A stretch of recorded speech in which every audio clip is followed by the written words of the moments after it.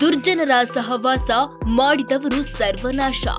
ಪಾಕಿಸ್ತಾನವನ್ನ ನಂಬಿ ಅದರ ಕೈಗೆ ತಮ್ಮ ಅಸ್ತ್ರಗಳನ್ನ ಕೊಟ್ಟೋರು ಈಗ ಕಣ್ಣು ಬಾಯಿ ಬಿಡುವಂತಾಗಿದೆ. ಅದಕ್ಕೆ ಬೆಸ್ಟ್ ಎಕ್ಸಾಂಪಲ್ ಅತ್ತ ಮಹಾಕುತಂತ್ರಿ ಚೀನಾ. ಆಗ ಸದ್ಯ ಇದೇ ಪಾಪಿ ಪಾಕ್ ಪಾಲಿಗೆ ಆಪತ್ ಬಾಂಧವನಾಗಲು ಹೊರಟಿರೋ, ಜೊತೆಗೆ ಜಗತ್ತಿನೆದುರು ರಿಯಲ್ ಹೀರೋ ಎನ್ನಿಸಿಕೊಳ್ಳಲು ತುದಿಗಾಲಲ್ಲಿ ನಿಂತಿರೋ ಅಮೆರಿಕ.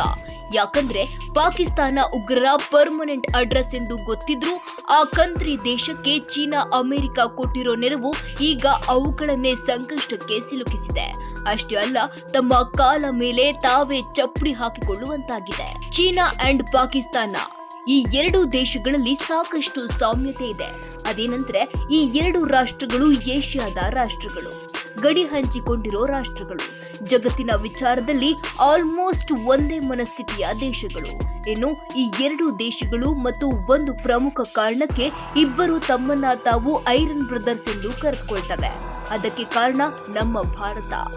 ಹೌದು, ಭಾರತ ಎಂಬ ಏಷ್ಯಾದ ದೈತ್ಯ ಶಕ್ತಿಯ ಅಬ್ಬರದೆದುರು ನೇರವಾಗಿ ನಿಲ್ಲಲಾಗದ ಈ ಎರಡು ದೇಶಗಳು ಕಿತಾಪತಿ ಮಾಡ್ತಾನೆ ಇರ್ತವೆ. ಅದರ ಮುಂದುವರೆದ ಭಾಗ ಈಗ ಪಾಕಿಸ್ತಾನ ಉಗ್ರ ದಾಳಿ ನಡೆಸಿರೋದು. ಅದಕ್ಕೆ ಚೀನಾ ಎಂಬ ನಾಚಿಕೆಗೆಟ್ಟ ದೇಶ ತನ್ನ ಫುಲ್ ಸಪೋರ್ಟ್ ಇದೆ ಎಂದು ಪಾಕಿಸ್ತಾನದ ಪರ ನಿಂತಿದೆ. ಚೀನಿಯರು ಪಾಕಿಸ್ತಾನಕ್ಕೆ ಸಕಲ ರೀತಿಯ ಬೆಂಬಲ ಸೂಚಿಸಿ ಮತ್ತೆ ಅಮೆರಿಕದ ತೊಡೆಯೇರಿ ಕೂರೋದನ್ನ ತಡೆಯೋ ಕೆಲಸಕ್ಕೆ ಮುಂದಾಗಿದೆ. ಇಲ್ಲಿ ಚೀನಾ ಪಾಕಿಸ್ತಾನದ ಪರ ನಿಲ್ಲೋಕೆ ಅನೇಕ ಕಾರಣಗಳಿವೆ. ಅವೇನಂದ್ರೆ ಭಾರತವನ್ನ ಇಂಡೈರೆಕ್ಟ್ ಆಗಿ ಕಚ್ಚಿ ಹಾಕೋದು. ಹೌದು, ಭಾರತವನ್ನ ನೇರವಾಗಿ ಫೇಸ್ ಮಾಡೋಕೆ ಕಷ್ಟವಾಗಬಹುದು ಎಂಬ ಕಾರಣಕ್ಕೆ ಚೀನಾ ಪಾಕ್ ಮೂಲಕ ಭಾರತವನ್ನ ಕಾಡುವುದು ಸಾಮಾನ್ಯ ಎಂಬಂತಾಗಿದೆ. ಇದೇ ಕಾರಣಕ್ಕೆ ಅತ್ತ ಪಾಕಿಸ್ತಾನದ ಶಸ್ತ್ರಾಗಾರಗಳು ಈಗಂತೂ 80% ಚೀನಾದ ಆಯುಧಗಳಿಂದಲೇ ತುಂಬಿ ಹೋಗಿವೆ. ಭಾರತದ ವಿರುದ್ಧ ಪಾಕಿಸ್ತಾನ ಹೋರಾಡಬೇಕಂದ್ರೆ ಅದಕ್ಕೆ ಚೀನಾದ ಅಸ್ತ್ರಗಳು, ಆಯುಧಗಳು ಬಿಟ್ರೆ ಬೇರೆ ಗತಿ ಇಲ್ಲ. ಅದೇ ಕಾರಣಕ್ಕೆ ಪಾಕಿಸ್ತಾನ ಈಗ ಅದನ್ನೇ ಭಾರತದ ವಿರುದ್ಧ ಸಂಘರ್ಷದಲ್ಲಿ ಮಾಡಿರೋದು. ಅಂದ್ಹಾಗೆ ಪಾಕಿಸ್ತಾನದ ಕ್ಷಿಪಣಿ ದಾಳಿಯ ಯತ್ನಕ್ಕೆ ಭಾರತೀಯ ಸೇನೆ ತಕ್ಕ ಪ್ರತ್ಯುತ್ತರ ನೀಡಿತ್ತು. ಚೀನಾದ HQ-9 ಏರ್ ಡಿಫೆನ್ಸ್ ಗಳನ್ನ ಭಾರತ ಸಂಪೂರ್ಣವಾಗಿ ಧ್ವಂಸ ಮಾಡಿತ್ತು. ಈ HQ-9 ಏರ್ ಡಿಫೆನ್ಸ್ ಸಿಸ್ಟಮ್ 120ರಿಂದ 300 ಕಿಲೋಮೀಟರ್ ವರೆಗಿನ ಮಿಸೈಲ್ ದಾಳಿಯನ್ನ ನಾಶಪಡಿಸುವ ಸಾಮರ್ಥ್ಯ ಹೊಂದಿತ್ತು. ಆದ್ರೆ ರಷ್ಯಾದ S-400 ಮುಂದೆ ಚೀನಾ HQ-9 ಏರ್ ಡಿಫೆನ್ಸ್ ಸಿಸ್ಟಮ್ ಮಖಾಡೆ ಮಲಗಿತ್ತು. ಇದು ಭಾರತ ಚೀನಾದ ಅಸ್ತ್ರಗಳನ್ನ ಪಾಕಿಸ್ತಾನದ ನೆಲದಲ್ಲಿ ಅಟ್ಟಾಡಿಸಿ ಹೊಡೆದ ಕಥೆಯಾದ್ರೆ, ಅದಕ್ಕೂ ಮುನ್ನ ಚೀನಾದ ಆಯುಧಗಳು ಉಗ್ರರ ಬಳಿ ಪತ್ತೆಯಾಗಿತ್ತು. ಪಹಲ್ಗಾಮ್ ಹತ್ಯಾಕಾಂಡದ ತನಿಖೆಯಲ್ಲಿ ಉಗ್ರರು ಕೃತ್ಯ ನಡೆಸಲು ಚೀನಾದ ಕವರ್ಟ್ ಡಿವೈಸ್ಗಳನ್ನ ಬಳಸಿರೋದು ಸಾಬೀತಾಯಿತು. ಈ ಡಿವೈಸ್ಗಳನ್ನ ಉಗ್ರರು ಪಾಕಿಸ್ತಾನಿ ಸೇನೆಯಿಂದ ಪಡೆದುಕೊಂಡಿದ್ದಾರೆ ಎಂಬುದು ಗೊತ್ತಾಗಿತ್ತು. ಪಾಕಿಸ್ತಾನ ಭಾರತದ ವಿರುದ್ಧ ವಾಯುದಾಳಿ ನಡೆಸೋಕೆ ಹೋಗಿ ತಾನು ತಲೆ ತಿರುಗಿ ಆಗಸದಿಂದ ರೊಪ್ಪನೆ ಬಿದ್ದಿತ್ತು.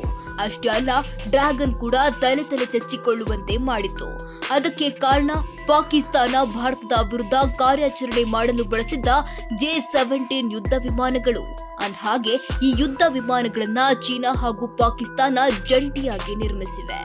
JF-17 ಏರ್ ಫ್ರೇಮ್ಗಳನ್ನ ಚೀನಾದಲ್ಲಿ ಪ್ರತ್ಯೇಕವಾಗಿ ತಯಾರಿಸಲಾಗ್ತಿತ್ತು. ಆದ್ರೆ ಈಗ ಪಾಕಿಸ್ತಾನವು 58ರಷ್ಟು ವಿಮಾನಗಳನ್ನ ಮತ್ತು ಉಳಿದ 42% ಅನ್ನ ಚೀನಾದಲ್ಲಿ ನಿರ್ಮಿಸುತ್ತದೆ. ಅಂದ್ಹಾಗೆ GF-17 4ನೇ ತಲೆಮಾರಿನ ಯುದ್ಧ ವಿಮಾನ. JF-17 ಯುದ್ಧ ವಿಮಾನಗಳ ಬಗ್ಗೆ ಪಾಕಿಸ್ತಾನ ಯದ್ವಾ ತದ್ವಾ ನಿರೀಕ್ಷೆ ಹೊಂದಿತ್ತು. ಪಾಕಿಸ್ತಾನ ವಾಯುಪಡೆಗೆ ಮುಂಚೂಣಿಯ ಯುದ್ಧ ವಿಮಾನವಾಗಿ ಕಾರ್ಯನಿರ್ವಹಿಸುವ ಸಾಮರ್ಥ್ಯವನ್ನ ಇದು ಹೊಂದಿದೆ ಎಂದು ಅಂದುಕೊಳ್ಳಲಾಗಿತ್ತು. ಆದ್ರೆ ಈ ಎಲ್ಲವನ್ನ ಭಾರತ ಒಮ್ಮೆಲೆ ಧ್ವಂಸಗೊಳಿಸಿಬಿಟ್ಟಿದೆ. ಯಾಕಂದ್ರೆ ಭಾರತ ಪಾಕಿಸ್ತಾನದ ಬಹುನಿರೀಕ್ಷಿತ JF-17 ಫೈಟರ್ ಜೆಟ್ಗಳನ್ನ ಆಗಸದಲ್ಲೇ ಭಸ್ಮವಾಗಿಸಿಬಿಟ್ಟಿದೆ. ಅಲ್ಲಿಗೆ ಚೀನಾದ ಮಾನ ಕೂಡ ಆಗಸದಲ್ಲೇ ಸುಟ್ಟು ಬೂದಿಯಾಗಿದೆ. ಯಾಕಂದ್ರೆ ಈ ಯುದ್ಧ ವಿಮಾನಗಳನ್ನ ಭಾರತದಲ್ಲಿರೋ ಫ್ರಾನ್ಸ್ ನಿರ್ಮಿತ ರಣಬೇಟೆಗಾರ ರಫೇಲ್ ವಿರುದ್ಧ ಹೋರಾಡೋಕೆ ಸಜ್ಜುಗೊಳಿಸಲಾಗಿತ್ತು. JF-17ಗಳು ರಫೇಲ್ ಎಂಬ ವಾಯುವೀರನನ್ನ ಫೇಸ್ ಮಾಡೋದಿರ್ಲಿ, ಕೊನೆ ಪಕ್ಷ ತಮ್ಮ ಜೀವ ತಾವು ಉಳಿಸಿಕೊಳ್ಳೋಕೆ ಸಾಧ್ಯವಾಗಿಲ್ಲ. ಇದಿಷ್ಟೇ ಅಲ್ಲ, ಚೀನಾಗೆ ತಾನು ನಿರ್ಮಿಸಿದ ಕ್ಷಿಪಣಿ ವಿಚಾರದಲ್ಲೂ ಇಂಥದ್ದೇ ಭೀಕರ ಅವಮಾನ ಎದುರಾಗಿದೆ. ಯಾಕಂದ್ರೆ ಚೀನಾದ ಶಕ್ತಿಶಾಲಿ ಕ್ಷಿಪಣಿಗಳಲ್ಲಿ PL-15 ಭಾರತದ ನೆಲದಲ್ಲಿ ಏನೂ ಕಿಸಿಯಲಾರದೆ ಮಖಾಡೆ ಮಲಗಿದೆ. ಚೀನಾ ನಿರ್ಮಿಸಿರೋ ಈ ಕ್ಷಿಪಣಿ ದೀರ್ಘ ಶ್ರೇಣಿಯದ್ದಾಗಿದ್ದು ಗಾಳಿಯಿಂದ ಗಾಳಿಗೆ ಹಾರಿಸುವಂತಹ ಕ್ಷಿಪಣಿಯಾಗಿದೆ.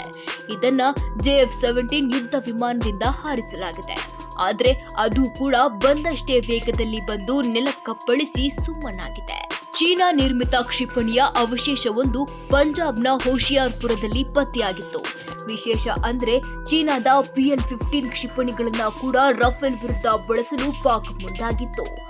ಆದ್ರೆ ಚೀನಾದ ಕ್ಷಿಪಣಿಗಳು ಕೊಟ್ಟ ಟಾರ್ಗೆಟ್ ಹತ್ತಿರವೂ ಸುಳಿಯಲಾರದೆ ಗಡಿಯ ಸಮೀಪದಲ್ಲೇ ತಮ್ಮ ಅಂತ್ಯ ಕಂಡಿವೆ.